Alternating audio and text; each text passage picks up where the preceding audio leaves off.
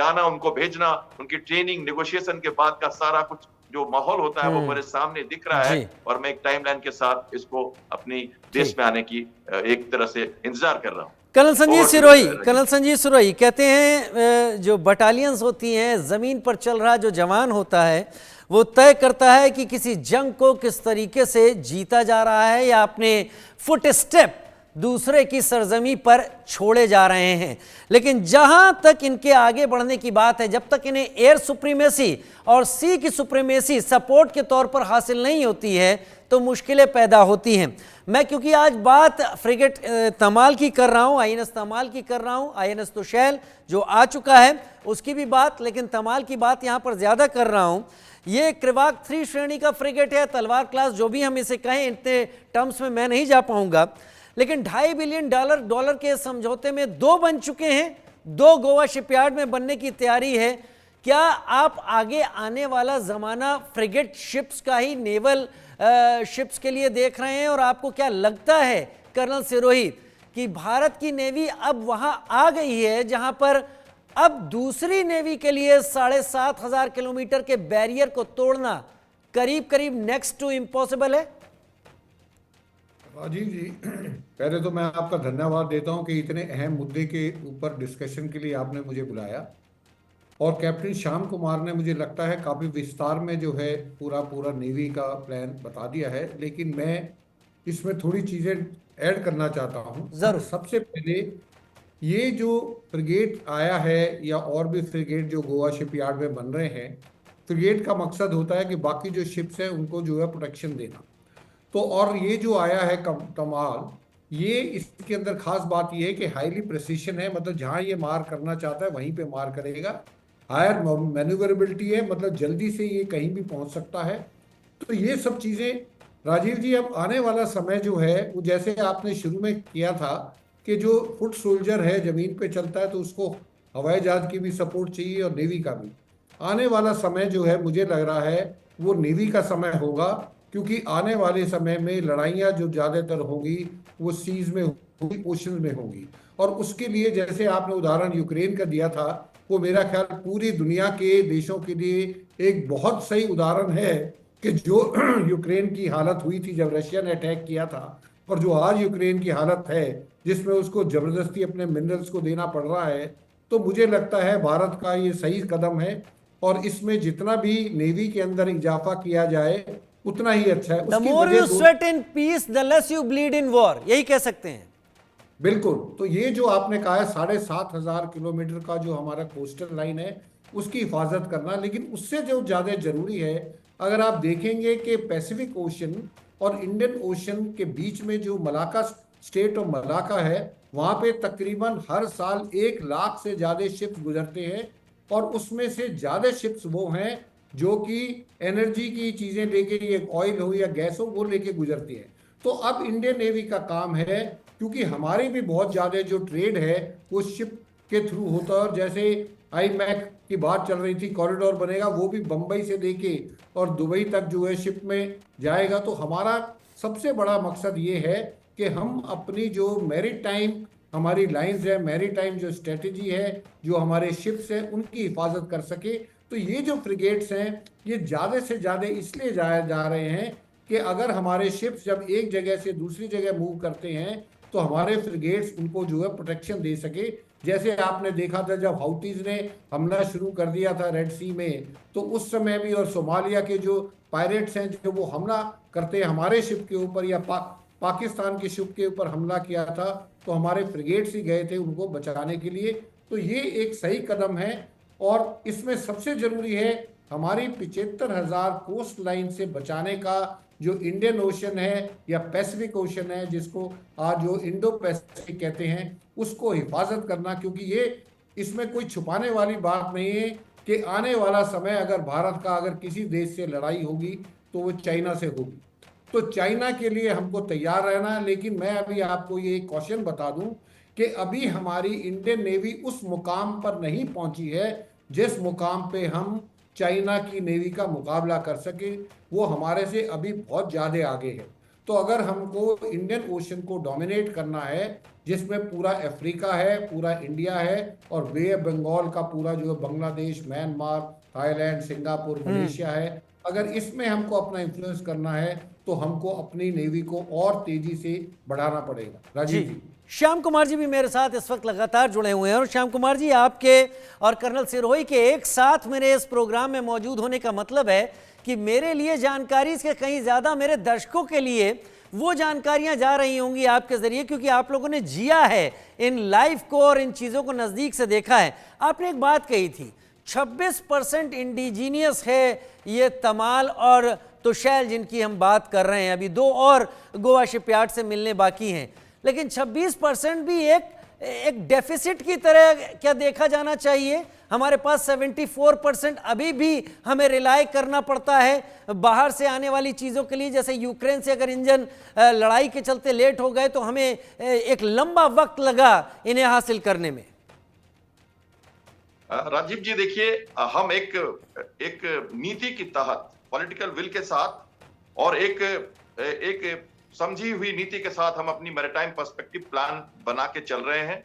और जहां तक इंडिजिनाइजेशन का बात है तो इंडियन नेवी 2015 से लगातार इंडियन नेवल इंडिजिनाइजेशन प्लान के तहत चल रही है।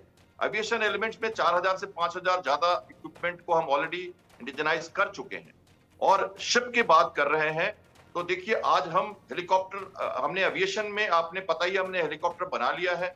एलएच हेलीकॉप्टर हम बना रहे हैं और दूसरे हेलीकॉप्टर भी हम बना रहे हैं। एयरक्राफ्ट कैरियर हमने बना लिया है, हमने सबमरीन SSBN भी बना लिया, और अब हम न्यूक्लियर अटैक सबमरीन के भी समझौते हो चुके हैं, जो सबको भाई मालूम है कि 6 हम सबमरीन बनाने वाले हैं। तो अगले 15 सालों तक में ये सब हमारे यहाँ बन जाएगी। तो इस शिप की बात अगर हम आप स्पेसिफिकली करें तो देखिए, 26% तो इसलिए है कि इसके बाद हमने एक तरीका लगाया है जिसमें हम एक स्टेप वाइज हम 2032 2047 तक हम पूरी तरह से स्वावलंबन के दृष्टिकोण से अपने को आगे ले जा रहे हैं। तो उसी हिसाब से हम देखें तो एयरक्राफ्ट कैरियर जब हमने बनाया भारत में तो उसमें भी 77 to 80% हमने INS विक्रांत में इंडिजिनाइज्ड इक्विपमेंट लगाए थे, एविएशन फैसिलिटीज लगाई थी। तो ये हम मान के चलें कि ये रशियन शिप था, और रशियन शिप बहुत कॉम्पैक्ट शिप होते हैं और इनकी डिजाइन और टेक्नोलॉजी थोड़ी डिफरेंट होती है दूसरों से, लेकिन इसको हम यहाँ लाके और कई इसमें हम ऐसी चीजें लगा सकते हैं जो DRDO ने बनाया है, तो वो प्रोविजन हमने इसमें रखा है। और इसलिए चूंकि ये टेक्नोलॉजी ट्रांसफर के अंदर आ रहा है और 2 शिप हम अपने आप बनाने वाले हैं, तो उस हिसाब से मैं मानता हूं कि प्रेजेंट सिचुएशन में, इंटरनेशनल जो सिचुएशन है यूक्रेन और रशिया का, उसमें एक बड़ी डिप्लोमेटिक जीत है। इंडियन नेवी और रशिया के जो एक तरीका है काम करने का, एक फेथ है, उस पर विश्वास करते हुए हमने इसको चालू रखा, इसको रोका नहीं। थोड़ी डिले जरूर हुई है, लेकिन सब कुछ अपनी नीति के अंतर्गत चल रहा है। तो नौसेना लगातार, अब 14 नहीं, देखिए नीलगिरी क्लास का फ्रिगेट आपने सुना, हमने प्रधानमंत्री ने देश को दिया 15 जनवरी को, और नीलगिरी, हिमगिरी, दूनागिरी, उदयगिरी, विद्यागिरी, तारागिरी, ये 6 और आ जाएंगे अगले 3-4 सालों में। और ये हमारी सतपुड़ा क्लास के जो शिप्स हैं फ्रिगेट, हमारे ब्रह्मपुत्रा क्लास के जो फ्रिगेट हैं, और ये जो तलवार क्लास के फ्रिगेट हैं, और इसके साथ ही ये नीलगिरी क्लास के फ्रिगेट, 20 से 25 फ्रिगेट हम अगले 3-4 सालों में देखने वाले हैं। और अब ये चूंकि एक के बाद एक लगातार बनेंगे, तो पहले शिप के, जैसे तमाल की बात करें तो नया जो गोवा में बनने वाला शिप है वो 6-7 महीने के बाद ऑलरेडी पानी में उतर चुका है। 6-7 महीने के बाद कमीशनिंग उसकी शुरू होने वाली है और 26 में दूसरा शिप आ जाएगा। तो जब एक बार पहला शिप बने तो उसके जो फॉलो ऑन होते हैं वो बहुत फास्ट होते हैं। ये इनिशियल हिकअप, फाइनेंशियल जो सपोर्ट चाहिए, पॉलिटिकल विल चाहिए, देश का जो अभिमान नेवी की तरफ अभी जो जा रहा है, 7,500 किलोमीटर, 2.38 स्क्वायर किलोमीटर्स की, मिलियन स्क्वायर किलोमीटर्स की एक्सक्लूसिव इकोनॉमिक जोन पर विजिलेंस, और हमारा इतना बड़ा क्षेत्र, और ग्लोबल साउथ में भारत का वर्चस्व, ये भी जरूरी है। क्योंकि आज सारे जो कंट्रीज हैं रीजनल साउथ में, ये हमारी तरफ देखते हैं। अफ्रीका हो या साउथ ईस्ट एशियन कंट्रीज का माहौल हो, हम वहां पर सबको प्रभावित कर रहे हैं, डिफेंस एक्सपोर्ट कर रहे हैं। और आप डिफेंस मिनिस्टर की बातें सुनते रहते हैं कि हमारी एक्सपोर्ट लगातार बढ़ती जा रही है। सब कुछ एक नीति के तहत है, स्टेप वाइज है। हम एक हम्बल नेवी से, एक साइलेंट नेवी से आज एक गूंज दे रहे हैं सागर में, इंडियन ओशन में, और नॉर्थ ओशन में, इंडो पैसिफिक सिनेरियो में। और हम अभी तो हमारे शिप्स हमारे ट्रांस अटलांटिक सिनेरियो में, मेडिटेरेनियन में, और ब्राजील में हो, साउथ अमेरिका के कंट्रीज में हो, लगातार हर जगह हमारे शिप्स लगातार ओवरसीज। सर, इससे पहले कि मैं आपसे विदा लूं, मैं इससे पहले कि आपसे विदा लूं, आपने जो अभी कहा कि हमें गूंज की तरह हैं, तो क्या ये गूंज फ्रिगेट से आगे बढ़कर एयरक्राफ्ट कैरियर में होनी जरूरी नहीं है? क्योंकि भारत के पास शायद अभी 2 ही एयरक्राफ्ट कैरियर हैं। देखिए, मैं एयरक्राफ्ट कैरियर का पायलट हूं, इंडियन नेवल एविएशन से बिलोंग करता हूं, और एनएस विक्रांत और विराट पे बहुत ज्यादा मेरा एक्सपीरियंस रहा। एक विक्रमादित्य को लाने में मैंने आपको बात बताया, मैं इन्वॉल्व था पूरी तरह से प्रोक्योरमेंट और इंडक्शन में।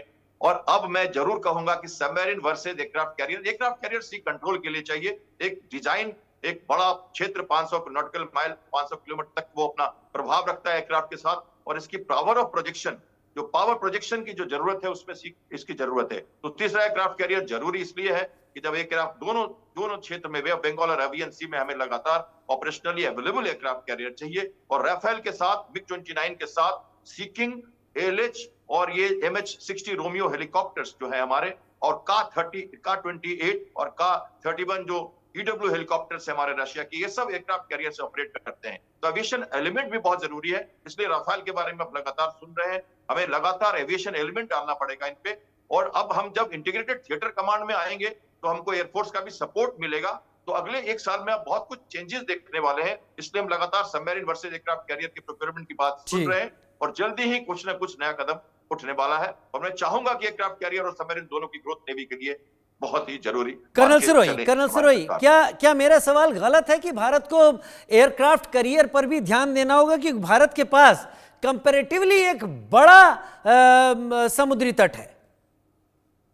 राजीव जी, मैं आपके साथ बिल्कुल सहमत हूँ, क्योंकि अगर आप देखें हमारा कंपैरिजन जो अब पाकिस्तान से तो अब कुछ है नहीं, पाकिस्तान से कंपेयर करना भी अपने आप को नीचे करना है। हमारा जो कंपैरिजन है वो चाइना के साथ है। और अगर हमको इंडियन ओशन में डोमिनेट करना है, जो चाइना कोशिश कर रहा है इंडियन ओशन में डोमिनेट करने का, कभी वो श्रीलंका में हमारा फोर्ट पे जाके अपने शिप्स भेजता है, कभी इंडियन ओशन में अपने सर्वेलेंस शिप्स भेजता है, तो उसको काउंटर करने के लिए मुझे लगता है कि हमको एयरक्राफ्ट कैरियर की जरूरत है। और एयरक्राफ्ट कैरियर जो हमारे पास 2 हैं, आने वाले समय में और भी एयरक्राफ्ट कैरियर बढ़ाने चाहिए। मेरा ख्याल चाइना के पास ऑलरेडी 5 एयरक्राफ्ट कैरियर हैं। तो अगर हमको चाइना का मुकाबला करना है और अपने जो ओवरसीज इंटरेस्ट हैं, चाहे वो मालदीव हो, चाहे वो हमारा इसमें लक्षद्वीप हो, चाहे वो अंडमान निकोबार आइलैंड्स हो, या आने वाले समय में हमको मलाका स्टेट को जो है हिफाजत करनी हो, तो वो सब चीज़ों के लिए मुझे लगता है एयरक्राफ्ट कैरियर की जरूरत है। क्योंकि एयरक्राफ्ट कैरियर जब मूव करता है, आप देखेंगे कि जब भी जैसे इजराइल और हमास की लड़ाई हुई थी और ईरान की तरफ से खतरा हुआ था, पहली चीज जो मूव की थी अमेरिका ने, वो रेड सी में और मेडिटेरियन सी में उन्होंने जो अपने एयरक्राफ्ट कैरियर्स को, क्योंकि एयरक्राफ्ट कैरियर एक तरह का टापू है, आइलैंड है, उसके अंदर सारी चीजें हैं, वो हवाई जहाज भी हैं, हेलीकॉप्टर भी हैं, बाकी चीजें भी हैं, जिससे जो है कहीं पे भी आप जो है अपनी जो एरिया ऑफ इन्फ्लुएंस है आप उसको बढ़ा सकते हैं। जैसे अभी कैप्टन श्याम कुमार ने कहा कि 500 किलोमीटर तक है, तो अगर हम 500 एयरक्राफ्ट कैरियर को ले जाएंगे तो उससे हमारी क्षमता और आगे बढ़ जाती है। तो इसलिए एयरक्राफ्ट कैरियर और सबमरीन्स का आना भी जरूरी है। मुझे लगता है नेवी की जो मैरीटाइम स्ट्रेटेजी है वो उस पर ऑलरेडी काम कर रहे हैं, और आने वाले समय में हमको खबर मिलेगी कि इन पे भी जो हमारा कमीशनिंग शुरू हो गई है। राजीव जी, क्या सर अगले जो स्टेल्थ तलवार क्लास के फ्रिगेट गोवा शिपयार्ड से मिलेंगे वो भी इसी कैपेसिटी के होंगे? क्योंकि डील तो एक ही है ना 4 के आने की।